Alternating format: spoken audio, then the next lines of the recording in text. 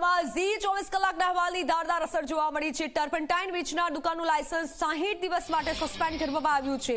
પુરવઠા અધિકારી ગીતાબહેન દેસાઈએ licence suspend કર્યું છે। દુકાનદાર ટર્પન્ટાઇનનો જથ્થો ક્યાંથી લાવ્યો તે તપાસનો વિષય છે, પરંતુ આ સાથે સસ્તા અનાજની દુકાનમાં તપાસ કરતા ગેરરીતિ સામે આવી છે। દુકાનમાં લાઈવ સ્ટોકની તપાસ કરતા ઘઉંના જથ્થામાં 24 કિલો, ચોખામાં 27 કિલો, ખાંડમાં 4 કિલોની ઘટ સામે આવી છે। જ્યારે 270 કિલો મીઠાના જથ્થામાં વધ સામે આવી છે। ખુલ્લેઆમ ટર્પન્ટાઇનનું વેચાણ થતું હતું। પોલીસે વધુ તપાસ હાથ ધરી છે।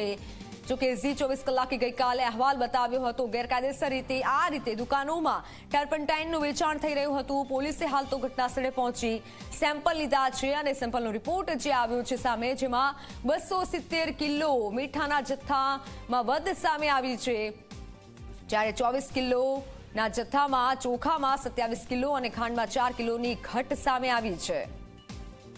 પુરવઠા અધિકારીએ 60 દિવસ માટે લાયસન્સ સસ્પેન્ડ કરી દીધું છે। દુકાનદાર ટર્પન્ટાઇનનો જથ્થો ક્યાંથી લાવ્યો તે પણ એક મોટો વિષય છે। સસ્તા અનાજની દુકાનમાં જે રીતે ટર્પન્ટાઇનનું વેચાણ થતું હતું તેને લઈને ઝી 24 કલાક અહેવાલ બતાવ્યો હતો।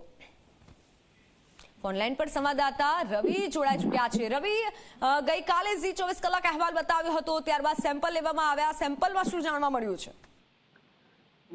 બિલકુલ વાત કરવામાં આવે મિત્તલ, તો જે રીતના વડોદરામાં ઝી 24 કલાક દ્વારા જે અહેવાલ દર્શાવવામાં આવ્યો હતો, અકોટા પોલીસ લાઇનની સામે જે સસ્તા અનાજની દુકાન છે ભરત પ્રજાપતિની, તેની દુકાનદાર ખુલ્લેઆમ જ્વલનશીલ પદાર્થ ટર્પેન્ટાઇન વેચતો હતો। તે બાબતે પુરવઠા વિભાગના અધિકારીઓ અહેવાલ જોઈને ત્યાં દુકાન પર દોડી આવ્યા। તેમને તપાસ કરતા 2 જેટલા કારબા ટર્પેન્ટાઇન ભરેલા મળી આવ્યા અને દુકાનદારને પૂછપરછ કરવામાં આવી, તેમના નિવેદન લેવામાં આવ્યા। ત્યારે તેમને ગોળ ગોળ ફેરવ્યા પુરવઠા અધિકારીઓને કે રિક્ષાવાળો ટર્પેન્ટાઇન આપી જાય છે, ક્યાંથી આવે છે, શું છે તેનો નંબર અમારી પાસે નથી। અને આ સમગ્ર જે રિપોર્ટ છે તે રિપોર્ટ પુરવઠા નિરીક્ષકો દ્વારા ડીએસઓને કરવામાં આવ્યો અને ડીએસઓને રિપોર્ટ કરતાની સાથે જ 60 દિવસ માટે આ સસ્તાની દુકાનનું લાયસન્સ સસ્પેન્ડ કરી દેવામાં આવ્યું છે।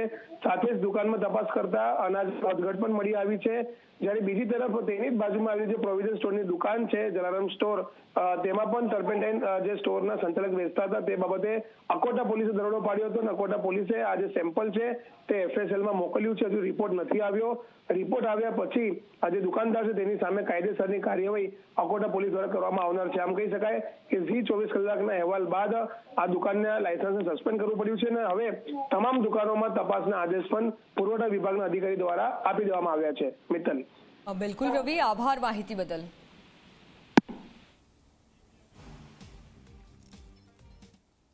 તો વાત હવે કાતિલ ઠંડીની।